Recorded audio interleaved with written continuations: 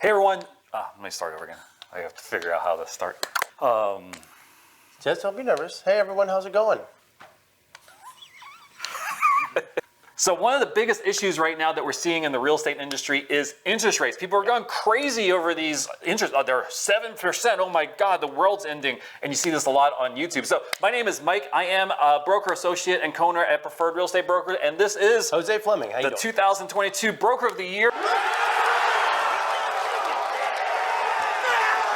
for the Central Florida area. So we're going to talk today about interest rates and what really is going on, and not do a doom and gloom, but just do a reality thing on this. So I've been in the business for a long time, and you've been in the business also for a while, and I've been buying homes. I'm getting close to 50 years old, so I actually purchased a home a long time ago, and I remember having interest rates at 8% and they being great. So we want to talk a little bit about that and the historic interest rate. So tell us a little bit about history. I think they started tracking it in 1971. Yeah, so in the early 70s is when they started tracking interest rates overall. So, a national average of your mortgage interest rates.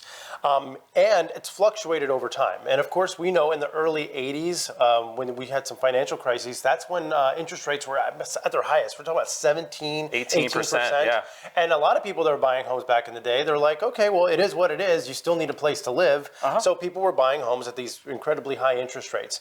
But over time, of course, interest rates started to come down. Because as interest rates go down, people spend more, people buy more, and it bolsters the economy. But it's been averaging, I'd say around 8 to 10% over the past, nearly 50 years. Yeah. So you were mentioning to me earlier that you had purchased a house in 2000. Yeah, I thought it would be interesting to look at what I purchased in 2000 and then compare it to, if you bought it today, what it would be as far as what money I was making as far as an income, because at the time I was a sales manager at a pretty large... You might want to answer that. No, it's a telemarketer. So interestingly enough, Mike, you were telling me earlier you purchased your first home in 2000? Yes. So I wanted to kind of figure out if you did the same thing today versus back then, what does that all look like? So yeah, I was thinking that would be a very interesting thing. Let's look at today and in 2000 when I bought it. Look at what I was making. I was currently, at that time, I was a sales manager for a pretty large big box retailer. I knew what I made then, and I also researched to see what that same position makes today. And I wanted to compare it to what the payment would be to income and what it is today. So first of all, let's look back at when I purchased this. So I actually have everything on here so people can actually check that this is a real life example. This is the house I bought. It was 1085 Celebrant, which was in Celebrant Drive, which was in Jacksonville, Florida. I had to go back and look at the tax records to look at the actual purchase information. So I purchased it on June 29th of 2000. So, and the price I got it for was $118,900. Now, the down payment at the time, I put 5% down, and then that left the finance amount of $112,955. So recap.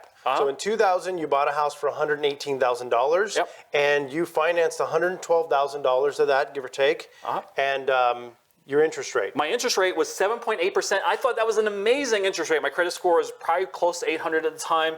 And if you looked at historic data from that point in 2000, there was no time that it was literally below 7%. Like 8% was about the lowest it got from 1971 all the way up to 2000, and even all the way through the single digits of the 2000s. It really meandered between like 7 and 8%. Yeah, I bought my house in 2005. Yeah. And mine was a 7.25% interest rate. Awesome. Yeah. So this was a 1,750 square foot, 4-bedroom house, just so you know. So at the time, I was making, as a sales manager, I was making $32,000 a year. Can't really do much of that in 2022, but that was a pretty decent income back in 2000. So my yearly principal and interest, if I take this number of $813.13, which is my principal and interest on the 7.8% interest, it came out to $9,757.56. So based on my income, actually the payment to my income was 30.4% at the time. So that's how it was. It was a nice house, a 4-bedroom, 2-bathroom house, 1,750 square feet. But that was the type of house that you get as a sales manager, making pretty good money at the time. And all 30% of your income went towards paying your principal and interest. Principal and interest. We don't have, and just so everyone knows, we do not have taxes or insurance in here, so that would be separate. But we're keeping apples to apples, so we're going to look at exactly today and what it would be absolutely what done today. So let's go ahead and flip over. Okay. And let's plug in some numbers. So today is October 6, 2022. So I actually looked up and I did use a Zestimate, and now Zestimates can absolutely be completely inaccurate, but I do think that this estimate was pretty close to what the value So would what's be. that house worth today? It was $416,800. 416 800. 800. All right, so let me get my glasses from over here. And then And what then we can do is figure out if we can Let's get a do the calculator. calculation and see, and then we'll go all the way down and see exactly what sort of thing it is. We're not too sure what this is going to come out to. So let me go here and say, okay, 416, 416 800. 416, 800. I'm using a mortgage. It's called Carl's Mortgage Calculator. It's a great little app here. So 5% down. Okay. So if you put 5% down today on this home, what would you pay? So down payment would be $20,840. Right? Great writing there, by the way. Thank you. Yeah. And then, so the principal would be $395,960. All right. Looks All like right. calligraphy. So, do you want to switch sides? Maybe it'd be easier for you to Yeah, write on let's this do side. that. Let's do that. Let's- Yeah. Yeah, maybe that would be a little bit easier. And this We is should like- we this should have is- fought that out this is before, my- right? Good side. All right. So the interest rate, let's do 7.5%. Now, currently, I think we were looking at just a minute ago, and it was probably closer to 7%. Depending on your credit score. But Yeah. we're thinking that it's probably going to go up a little bit more Sure. before it will go down. It might Definitely. actually go up to 8%, but right now it's about 7%. So with all that said, the actual payment would be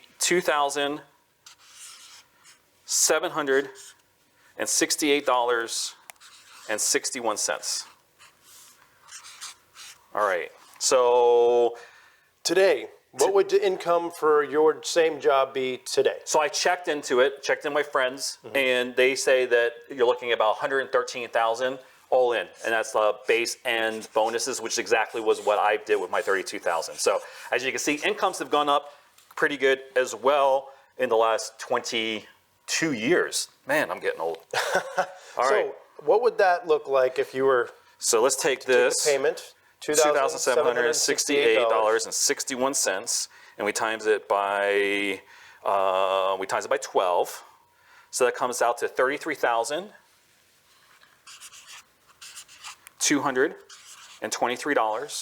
$33,223.32. Now, if we take that and we divide it by the salary, it comes out to 29.4%. Okay, so this is a really important number. So we need to determine how does this compare with the amount of income that you were spending back in 2000 towards your mortgage. So if we look back here, it was 30.4% of your annual Yep. income went towards paying the mortgage. And today, even with these new interest rates and new prices and new income, It's 29.4. Now, if we did this at 7.8, I think it would be very, very close to Yeah. what it was before. so has the cost of living really changed all that much from 2000 to our current? No, what I think we've seen over the last like 12 to 15 years is really, really low interest rates, which allow people to afford houses that were much bigger than what they were historically. I know when I grew up, my parents could only afford a 1,400 square foot, 2-bedroom, 1-bath home because interest rates were much higher. Yes. And then when I purchased a home, it was a 1,750 square foot, but still a 4-bedroom home. But lately, you could buy a much, much bigger home for the same price. Yes. So what we needed, so interest rates for, the last several years have been unusually low. Extremely low. And the thing is, a lot of people thought that this was the norm. Yep. And of course, a lot of younger people that are today are buying homes, they were like, wait, I like the way interest rates looked for the last 10 years, and that's what I expect to receive today when I'm buying a home right now. Yep. But now the Fed has to get smart with the way that we spend money so our economy or here at the United States economy does not go down the chutes. Yep. So what they've done is they've increased But it's still low. interest rates, but it's still relatively It's still- low yeah. compared to our history It was of interest crazy cheap to borrow money. It was like pretty much like free money. You could Basically. borrow the money and then put it, and a lot of very, very rich people would actually borrow money and then actually invest money because they can make more money on the investment Yeah. than they actually could on the actual loan. I mean, think about it, 6%, 7%, 7.5%, 8%. There's people that have tens of thousands of dollars in credit card debt and they're paying 19, 20% interest just on the debt they carry on their credit card. But that's not weird. Yeah. What is weird is paying 7.5% for an entire house. You know, we're talking about hundreds of thousands of dollars. This is still relatively low, in my opinion. If you're under 40, you think this is high.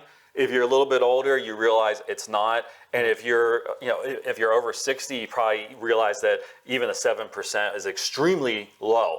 So the thing is if you're deciding and you're sitting here going, I'm going to wait for interest rates to come down, I don't have a crystal ball. I don't know what the future holds. I don't know if we're going to see a 3% interest rate anytime in my lifetime again or not. It's going to be a long time, but I do know they're just going to continue for the time being to consistently go up. So what we're seeing sometimes is people are sort of getting worried about this high rate and they're like, I don't want to buy. So what I thought would be interesting would be I go back to 2000 and I look at what I did when I purchased it at the 7.8% to see if it was a good decision to buy, and then when I sold, what happened. So on the next chart, I've actually already filled out all the numbers on this one here. I have exactly what would happen in 2000 between buying and rent. Remember, this was a 7.8%, and it looks like the percent of income was nearly exactly the same as what it is right now. So buy versus rent. The date I sold that home at 1085 Celebrant was September 15th, 2003. So I was there for exactly 39 months. And I sold it for $159,900. All of this you can check into the property appraiser's office and see my name on there as well. So the gross profit on there was $41,000. So I made $41,000. That's the $118,900 minus the $159. So $41,000.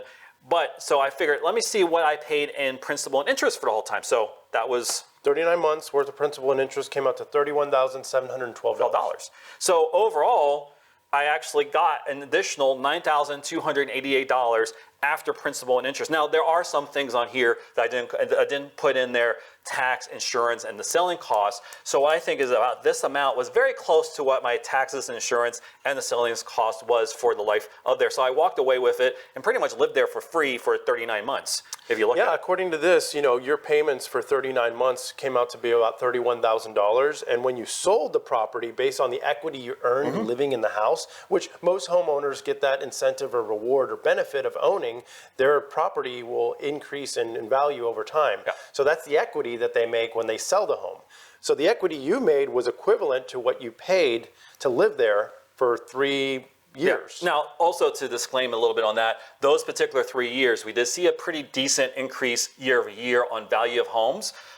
Typically, we see about 5%. This was a little bit higher than 5%. But even if it was 5% or even 2%, I still would have done better than if I rented. So here is an example of if I rented at the time, the exact same sort of house, I'm looking at about $850 to rent. Back in the day, So back in the day, rent was about $850 a month. For a nice house like that. Okay. So 39 months worth of rent payments came out to be $33,150. So what does this tell me? So a lot of times customers that we're dealing with in today's market, we're telling them as real estate advisors, we're saying if you have an opportunity purchase and you're able to afford to purchase now. Because what we know is interest rates are here now. We don't know what they're going to be tomorrow or next year or the year after that. Plus, they say, you know what, we're just going to rent for a year or a couple years to see what happens, but I'll tell you exactly what happens. They're going to waste $33,000, or that was back in the day, right? That was $33,000. Rents are a lot higher now. So imagine today, they're going to waste 1-2 years worth of rental payments. Probably between $50,000 and $100,000. And it's literally going to go nowhere. Like they never see that money ever again. The difference is when you owned this house, and you lived in it for 3 years, it appreciated in value. So you received equity when you sold it. So the money you received back was all the money that you made in mortgage payments for 3 years. And they basically gave it back to you. So you lived there for free. But if you're renting, that's not the case, because when you pay those rental payments, you never see that money ever again. And you earn equity while you're living in an apartment? No. They do say the biggest way to gain wealth in the U.S. and probably anywhere in the world is to own your own home. And this shows you exactly why, because if you rent, you're pretty much losing $10,000 a year. Now maybe a little bit more. And if you purchase and then actually were able to sell later, obviously your net worth is going to be significantly higher. And that's why home ownership is important. But you have to make sure that you are ready for home ownership. You have the right finances, the down payment, and you're able to afford the payment. All those things are extremely important as well. And what I'm going to urge a lot of you out there watching this, what I'm going to urge you to do is if you are considering making a purchase, let's be more focused on what your monthly mortgage payment will be. You know, your principal, your interest, your taxes, your HOA, whatever that monthly nut's going to look like. Find a number that's comfortable for you and you feel confident that you can pay every month. Then you tell your agent that you're working with or your realtor, hey, listen, if you could find me a house where I'm paying this payment, no more than this, find me that house, and if it exists, I'm willing to make a purchase. Because everything else said and done, it's really about what you can afford on a monthly payment. And let the mortgage broker and your realtor figure everything else out. Perfect. Sounds good. So if you are a realtor watching this, a current realtor, or you're thinking about getting your real estate license, and you're in the Central Florida area, make sure you give us a call if you're interested in working with us and the 2022 Broker of the Year. He hates when I say that sometimes. We're actually today we're in our office in downtown Orlando, so we're just right up the street from Lake Eola. If you're ever in the area, stop in. But you know, most of all, like and subscribe to the channel so you can see more content like this. And of course, if you're looking to purchase a house, contact us as well. We have some really great agents that work for us, and we can get you in touch with them to help out. Other than that, we'll see you next time. Take care. Bye-bye.